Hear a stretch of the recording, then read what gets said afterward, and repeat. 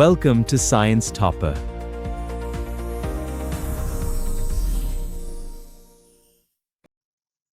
Hello students, welcome to Science Topper YouTube channel. எங்களோட last வீடியோல நாங்க 2025-2020 பாஸ் பேப்பர்ல ஆறாவது கொஸ்டின் வரங்காட்டும் செஞ்சிருந்தேன். ஸோ நாங்க இந்த வீடியோல வந்து 7வது கேள்வியிலிருந்து ஸ்டார்ட் பண்ணோம், ரைட்? ஸோ இதுல வந்து பாருங்க, பின்வரும் எந்த இனத்தில் இலத்திரன்கள் 10, புரோத்தன்கள் 11, நியூத்திரன்கள் 12 அடங்கி இருக்கும்னு சொல்லிதான் கேள்வி கேட்கிறது. ஸோ இங்க நீங்க பாத்தீங்கள் என்றால் ஃபர்ஸ்ட்டுக்கு உங்களுக்கு பார்க்கிற கேளும் இலத்திரன்கள் வந்து 10 காணப்படுது, ரைட்? புரோத்தன்கள் வந்து 11 காணப்படுது. அப்ப அதுலயே நீங்க ஐடியாவை எடுத்துறோனும், இலத்திரனும் புரோத்தனும் சமனாக இல்லாட்டி இது ஒரு அணுவாக இருக்காது. என்ற அணுல தான் புரோத்தன்களுடையும் இலத்திரன்களுடையும் எண்ணிக்கைகள் சமனாக ஈக்கும். ஆகவே இது அணுவாக ஆன்சர் ஈக்கிறதுக்கு இயலாம். அப்ப நாங்க பார்க்கணும் அணு இல்லாட்டி அடுத்த ஆப்ஷன் என்ன, இது ஒரு அயனாக ஈக்கணும். அப்ப அது என்ன, பிளஸ் அயனா மைனஸ் அயனான்னு சொல்லி தானே பார்க்கணும். அப்ப 11 புரோத்தன் நீக்கிறதால அங்க 11 பிளஸ் வரும், 10 இலத்திரன் காணப்படுறதால 10 மைனஸ் வரும். இப்ப நாங்க கடைசியா என்ன ஏற்றம் ஈக்கிறன்னு சொல்லி பார்த்தோம் என்றால் 10 பிளஸ் வந்து 10 மைனஸை பேலன்ஸ் பண்ணும். அதுக்கு பிறகு ஒரு பிளஸ் வந்து என்ன செய்யும், எக்ஸ்ட்ராக அங்க ஈக்க போகுது. ஸோ எக்ஸ்ட்ரா ஒரு பிளஸ் காணப்பட்ட அந்த பிளஸ் ஏற்றம் தான் அவருக்கு கிடைக்க போறோம். ஆகவே இது ஒரு நேரேற்றத்தை கொண்ட அயன் உண்டாக காணப்பட போறோம். ஆகவே மைனஸ் அயன் விடையா வரத்துக்கு ஏலாம். இங்க Mg2 பிளஸ் 2 பிளஸ் ஈக்கிற அதுவும் ஆன்சர் வரத்துக்கு ஏலாம். ஆகவே எங்களுக்கு என்ன, ஈஸியாக 2வது ஆன்சருக்கு பேத்துக் கொள்றதுக்கு ஏலும். சரியா? இதை கண்டுபிடிக்கிறது நிறைய மெத்தட் ஈக்கிற. சரியா? உங்களுக்கு அந்த அணுவை ஃபெஸ்ட்டுக்கு புரோத்தன்களை வச்சு அணுவெண்ணை வச்சு கண்டுபிடிச்சிட்டு அதுக்கு பிறகு யோசிக்கலும், அப்படி எல்லாம் செய்யலும். ஆனா எங்களோட ஷார்ட்டான மெத்தட் வந்து இந்த மெத்தட்ல செஞ்சு கொண்டா ஈஸியாக இருக்கும், ரைட்? ஸோ அடுத்தது நாங்க 8வது கேள்விக்கு போவோம். சரியா? 8வது கேள்வியை பார்த்தீங்களென்றால், மல்லிகை பூக்களின் நறுமணத்திற்கு மெத்தைல் ஜெஸ்மோனேட் என்னும் சாற்றெண்ணெய் காரணமாகின்றது, ரைட்? ஓகே. இப்ப நீங்க முக்கியமான இடங்கள் வர செல்லைக்கு அதுகளை கொஞ்சம் அன்லைன் பண்ணி கொண்டால் எக்ஸாம் செய்ய செல்லைக்கு உங்களுக்கு கொஞ்சம் பிழையாகிற அந்த ப்ராபபிலிட்டி சான்ஸை வந்து குறைச்சி கொள்றதுக்கு கேளும், ரைட்? ஸோ இப்போ வந்து நீங்க இதை வச்சு யோசிச்சீங்கள் என்றால் சாற்றெண்ணெய் காரணமாகின்றது.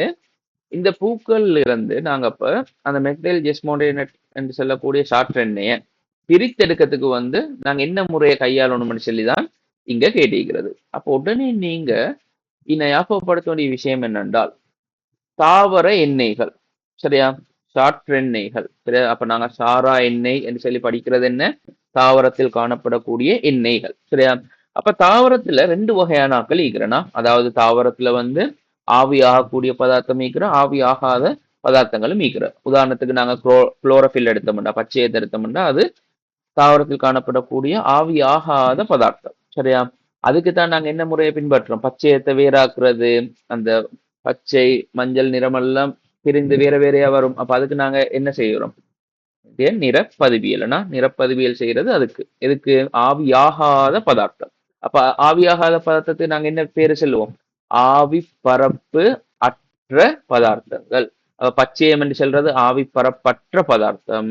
அதுக்குத்தான் காகித நிறப்பதிவியல். இங்கப்ப தாவர எண்ணெய்கள் ஆவியாகக்கூடியது, சோ காகித நிறப்பதிவியல் வராது, ரைட்? அப்ப ஷார்ட் எண்ணெய் என்று சொல்லி எடுத்தோம்னா ஆவியாகக்கூடிய பதார்த்தங்களை வேறையாக்கிறதுக்கு என்ன மெத்தட் படிச்சுக்கிறோம் நாங்க. இதுல நீங்க ஒவ்வொன்றா அப்ளை பண்ணி பாத்தீங்கள் என்றால் 4வது ஆன்சர் வராது. ஓகே. எளிய காய்ச்சி எடுத்தல் எங்க படிக்கிறது, எளிய காய்ச்சி எடுத்தலுக்கு என்ன உதாரணம் படிக்கிறது, கிணற்று நீர், சரியா? கிணற்று நீர்ல இருந்து தூய நீர் எடுக்கிறது தான் எளிய காய்ச்சி எடுத்தல். ஸோ அதுவும் ஆன்சரா வராது. அடுத்தது வந்து பகுதிபட காய்ச்சி எடுத்தல பாத்தீங்கன்னா அதுக்கு தான் அந்த ஒடுக்கலரன் கோபுரம், அதெல்லாம் எதோட சம்மந்தப்பட்டது, கச்சா எண்ணெய். கச்சா எண்ணெய் இல்லாட்டி கனிய எண்ணெய்ன்னு சொல்லுவோம்னா, அப்ப அந்த கனிய எண்ணெய், அப்ப அதுல இருந்து நாங்க பெட்ரோல், டீசல், மண்ணெண்ணெய் இதுகளை வேறையாக்கிறதுக்குத்தான் பகுதிபட காய்ச்சி வடித்தல். தாவர எண்ணெயோட சம்பந்தம் இல்லை. ஸோ இதுவும் ஆன்சர் வரத்துக்கு இயலாது. ஆகவே எங்களுக்கு என்ன ஒரே ஒரு ஆப்ஷன், 2வது ஆன்சர். அப்ப உங்களுக்கு விளங்கும், நான் ஃபாலோ பண்ணிக்கொண்டு போற மெத்தட்டை நீங்களும் ஸ்கெட்ச் பண்ணிக்கோங்க. என்னென்றால் நான் சரியான ஆன்சர் தேடுறதையும் பார்க்க பிழையான ஆன்சர்களை வந்து கேன்சல் பண்றதுல தான் மெயின் ஃபோக்கஸ் ஒன்று பண்றேன், சரியா? அப்ப நீங்க ஈஸியான கொஸ்டின்ஸ் வர சொல்லி என்ன எதுல ஃபோக்கஸ் பண்ணணும் என்றால் சரியான ஆன்சரே தேடணும். கொஞ்சம் கேள்வி கஷ்டமாகிற மாதிரி வருதுன்றால் நீங்க என்ன செய்யணும், நீக்கல் மெத்தட், எலிமினேஷன் மெத்தட்னு சொல்லக்கூடிய பிழையான ஆன்சர் எல்லாத்தையும் கட் பண்ணக்கூடிய அந்த மெத்தடுக்குள்ள இறங்கிடும். அப்ப அது வந்து ஈஸியா உங்களுக்கு ஆன்சரை எடுத்துக்கொள்ளத்துக்கு ஏழுமாக இருக்கும். ஸோ கொதிநீராவி காய்ச்சி வடித்தல் என்ன நடக்குது, நாங்க நேரடியாக இலைய சூடாக்க போறல்ல. ஃபர்ஸ்ட்டுக்கு நாங்க என்ன செய்வோம், நீரை வந்து கொதிக்க வச்சு கொதிநீராவியை எடுப்போம். சரியா? அந்த கொதிநீராவியத்தான் என்ன செய்வோம், ரெண்டாவது அமைப்புக்குள்ளிருக்கிற ஞாபகப்படுத்துவோம். ரைட்? ரெண்டாவது அமைப்புக்குள்ளிருக்கிற அந்த தாவர பகுதிக்குள்ளே அந்த கொதிநீராவியை அனுப்புவோம். சரியா? அப்ப அந்த கொதிநீராவியில காணப்படக்கூடிய அந்த வெப்பத்தின் காரணமாக தான் தாவர எண்ணெயை நாங்க ஆவியாக்குறோம். ஏன் நேரடி ஆவியாக்குறல்ல, ஏனண்டா வந்து அது வந்து என்ன செய்யலும், அந்த தாவர பகுதி வந்து சூடாக்க செல்லைக்கு அதுல இருக்கிற பதார்த்தங்கள் எல்லாம் அழிவடையத்துக்கு இயலும். சரியா? ஆகவே வந்து அதுல அப்ப அதோட அந்த சுவை அது இயல்புகள் எல்லாம் மாற்றம் அடையலும். சரியா? இதாலதான் நாங்க என்ன செய்யறல்ல, அந்த டிரெக்டாக வெப்பமாக்குறல்ல, கொதிநீராவியை யூஸ் பண்ணி வெப்பமாக்குறோம். ஆகவே எத்தனாவது ஆன்சர், ரெண்டாவது ஆன்சர். அடுத்தது 9வது கேள்வி. பின்வருவனவற்றுள் பரம்பரை அலகு விகாரமடைவதால் ரைட் ரைட் பரம்பரை அலகு விகாரமடைவதால் ஏற்படும் பரம்பரை நோய்களுக்கான உதாரணமாக அமைவதை கேட்டீங்க. சரியா? அப்ப இதெல்லாம் டிரெக்டா நோட்ல இருந்து வந்திருக்கிறது. ஸோ உடனே உங்களுக்கு விகாரம் என்று சொல்றத மைண்ட்ல எடுத்துக்கொள்ளணும். அப்ப நாங்க இதுக்குரிய விளக்கம் வந்து எங்களோட புக்ல இருக்கிற கிரேட் 10ல வந்து நோய்கள் பத்தி படிக்க சொல்லிக்கு, பரம்பரை நோய்கள் பத்தி படிக்க சொல்லிக்கு நாங்க படிக்கிற விஷயம்தான் 2 வகையா நோய்கள் எங்களுக்கு வேறையாக்கலும் வகைப்படுத்தலும். ஒன்று இலிங்கம் இணைந்த தலைமுறை அடைதல் காரணமாக வரக்கூடிய இலிங்கம் இணைந்த நோய்கள். சரியா? இலிங்கம் இணைந்த நோய்கள். ரைட்? அடுத்தது வந்து ரைட் அந்த XYயோட சம்மந்தப்பட்ட அது இலிங்கம் இணைந்த நோய்கள். அதுக்கு அடுத்து நாங்க படிக்கிறது இலிங்கம் இணைந்த நோய்கள் அல்ல. அடுத்த கேட்டகரி என்ன, நிறமூர்த்தத்துல வரக்கூடிய மாற்றங்களால ஏற்படக்கூடிய நோய்கள். அதைத்தான் நாங்க நிறமூர்த்தத்தில் ஏற்படக்கூடிய மாற்றத்தை தான் என்னன்னு சொல்லுவோம், ஒரு வேர்ட்ல விகாரம். சரியா? விகாரம்.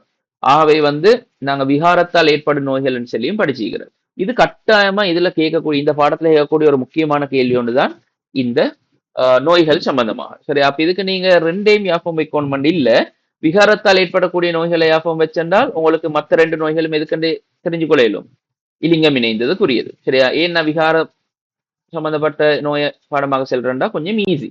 ரைட்? சின்ன வேர்ட்ஸ் 2 தான். என்ன, வெளிரலும் அடுத்தது என்ன, தலசீமியா. சரியா? வெளிரல் என்று சொல்லிய நோயும் தலசீமியா என்ற நோயும் தான் எதுக்குரியது, விகாரத்துக்குரியது. சரியா? ரைட்?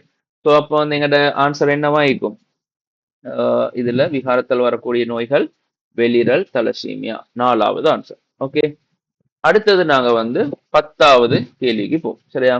10வது கேள்விக்கு போனோம்டா என்ன, நிலக்கியல் தண்டு வகையையும் அதுக்குரிய உதாரணத்தையும் சரியா காட்டக்கூடிய ஆன்சரை தெரிவு செய்ய சொல்லிக்கிறேன். சரியா? அப்ப இது வந்து மறுபடியும் என்ன, உங்களுக்கு நோட்ஸ் வந்து கிளியரா இருக்கும். நோட்ஸ் யாபம் வச்சா தான் இந்த கேள்வியை செய்யறதுக்கு கேள்வி. சரியா? ஸோ நீங்க தாவர இனப்பெருக்கத்துல பாத்தீங்கள் என்றால் இது கட்டாயம் தெரியணுமா, இதுக்கு நோ எக்ஸ்கியூஸ், இது பாடமாகத்தான் வேணும். சரியா? பாடமாக்குறதுக்கு நாங்க கிளாஸ்ல ஒவ்வொரு மெத்தட்கள் ஷோர்ட்டாக கொஞ்சம் ஞாபகம் வைக்கிறது படிச்சுக்கிறேன் தான். என்ன, இப்ப இங்க வந்து உதாரணத்துக்கு இந்த இலைகள் மூலம் நடைபெற இனப்பெருக்கத்தை நாங்க எப்படி ஞாபகம் வச்சுக்கிறோம். சரியா? இலையை நீரில் என்று சொல்லியத்திலிருந்து நீலோட் பழத்தை ஞாபகம் வச்சுக்கிறோம். நீரில் கரைச்சான். சரியா? இலைய நீர்ல போட்டு கரைச்சான். அதை வச்சுதான் நாங்க என்ன, இலைய வச்சுக்கொண்டு இலை மூலம் நடைபெறும் இனப்பெருக்கத்தை ஞாபகம் வைக்கிற.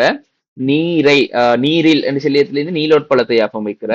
கரைச்சான் இடத்திலிருந்து சதை கரைச்சான் ஞாபகம் வைக்கிற. அப்படி ஏதோ ஒரு மெத்தட்ல நீங்க ஞாபகம் வைக்கணும். சரியா?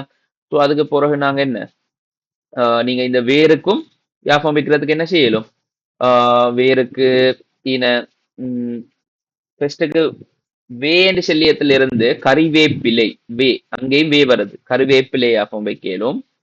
இந்த இர்ரண்டு சொல்லித்தானே முடியுது, வேர் இர்ரண்டு முடியுது. சரியா? அப்ப அங்கிருந்து ஈரப்பலா, அங்கேயும் இர்ரண்ட சவுண்ட் ஒன்று வருது, ஈரப்பலா. சரி? அப்ப அத 2 உதாரணத்தை ஞாபகம் வைக்கிறதுக்கு கேளும். அதே போல வந்து எங்களுக்கு அப்படி ஒவ்வொன்றுக்கும் கொஞ்சம் நீங்க என்ன செய்யணும், ஞாபகம் வைக்கணும்னா. ரைட்? ஓகே, அடுத்தது வந்து நாங்க ஒவ்வொன்றுக்கும் படிச்சுக்கிறோம் மெத்தட். அப்போ ஓடிகளுக்கு என்ன ஞாபகம் வச்சுக்கிறோம், ராவணன் செல்லக்கூடியவர். ராவணன் வல்லாரையையும் வற்றாலையையும் எடுத்துக்கொண்டு ஓடினான். ராவணன் வல்லாரையையும் வற்றாலையையும் எடுத்துக்கொண்டு ஓடினான். அப்ப ஓடினான் சொல்லியத்திலிருந்து ஓடிகள். அதுக்குரிய உதாரணம் தான் என்ன? அப்ப ராவணன் மீசை, வல்லாரை, வற்றாலை. அப்ப பார்ட் ஒன்னுக்கே வரப்போறது. ஸோ நீங்க வந்து கொஞ்சம் கொஞ்சம் அப்படி எக்ஸாக்டா ஞாபகம் வைக்க தேவையில்லை. அந்த ஒவ்வொரு வேர்டுகளை தெரிஞ்சு கொண்டாலும் போதும். சரியா? இப்ப எங்கட இந்த கேள்வி வந்து இப்ப கேட்டிருக்கிற கேள்வி வந்து நிலக்கீழ் தண்டு சம்பந்தமாக. நிலக்கீழ் தண்டுகளுக்கு 4 வகை இருக்கிறது. வேறு தண்டு கிழங்கு, தண்டு கிழங்கு, தண்டு முகில், தண்டு குமிழ். சரியா? அப்ப தண்டு குமிழ் உங்களுக்கு பெரிய கஷ்டம் ஒன்று இல்லை ஞாபகம் வைக்கிறது. ஏன்? குமிழ் என்று சென்றால் பல்ப். குமிழ் என்று சொல்றது பல்ப். அப்போ ஒரு பல்ப் போல ஒரு எங்களுக்கு பார்க்கும் போதே ஒரு பல்ப் போல அமைப்பொண்டு விளங்குறது எதுல? ஒரு வெங்காயத்துல அந்த பல்ப் போல அமைப்பொண்டு விளங்குதுன்னா சரியா? இங்க பிக்சரும் மீக்கிற. ஸோ வெங்காயத்துல வந்து இந்த இடத்துல உங்களுக்கு அந்த குமிழ் என்ற ஷேப்பை பார்க்கறதுக்கு இயலும். ஸோ வெங்காயத்துல பார்க்கலும். லீக்ஸ்லையும் சிறுசாக இதையும் பார்க்க வெங்காயத்தையும் பார்க்க சிறுசாக வந்து எங்களுக்கு அதை பார்க்கறதுக்கு இயலும். லீக்ஸ்லையும் அந்த பகுதி ஒன்று ஈக்கிறது. ஸோ தண்டு குமிழுக்கு ஈஸியா யாப்பம் வைக்கலும் வெங்காயத்தையும் லீக் செய்யும். தண்டு முகில் முகில்னு சொல்லி நீங்க பார்க்க சொல்லிக்கு பாருங்க. இங்க இப்படித்தான் யாப்பம் வைக்கிறதுக்கு நாங்க ஈஸ்வரர் ஒரு வழியை தேடணும்னா. ஸோ அதுக்காக தான் நான் சொல்றது. இப்ப நாங்க இங்க பார்த்தோம் என்றால் இத நீங்க பாத்தீங்கள் என்றால் உருளைக்கிழங்கு அது வந்து என்ன செய்யுது? இது உங்களுக்கு ஒரு கொஞ்சம் முகில் மாதிரி யோசிக்கலாம். கிளவுட் ஏன்னா அப்ப முகில் மாதிரி அதை கொஞ்சம் நீங்க யோசிச்சீங்கள் என்றால் முகில் போல இது கிடையாக இப்படி ஒரு காட்சி அளிக்கிறேன்னா அப்ப இதுகள் வந்து முகில் போல இப்படி காணப்படுற இடத்தை வச்சு உங்களுக்கு என்ன செய்யலும்? இதை வந்து உருளைக்கிழங்க ஞாபகம் வைக்கிறதுக்கு இயலுமாகும். ஆகவே முகிலுக்கு என்ன? உருளை கிழங்கு. சரியா? ரைட். அதே போல வந்து வேறு தண்டு கிழங்குக்கு கட்டாயம் தெரியணும் என்ன? மஞ்சள், இஞ்சி. இது வந்து நீங்க உண்மையா பாடமாகத்தான் வேணும்னா வேற ஆப்ஷன் உண்டு இல்லை எங்களுக்கு. ஸோ இங்க வந்து மஞ்சள், இஞ்சி, வாழை. இது வந்து வேறு தண்டு கிழங்குக்கு. இதுல ஒரு 2-3 சரி யாப்பம் வைங்கும். ரைட்? 2-3 சரி யாப்பம் வச்சால் இவங்க 2 பேரும் ஈஸியா யாப்பம் கட்டாயம் யாப்பம் வச்சென்றால் ரைட் இந்த 3 பேரை சரி. அப்போ உங்களுக்கு மத்தால் வந்து இதுக்குள்ள கொஞ்சம் அந்த கேள்வி கொஞ்சம் ஈஸியாகும். சரியா? 4 பாடமாக்கி இருந்தா தான் பெஸ்ட். ரைட்? ஸோ அந்த வேலையை வந்து அந்த டாஸ்கை செய்யணும். ஓகே தானே?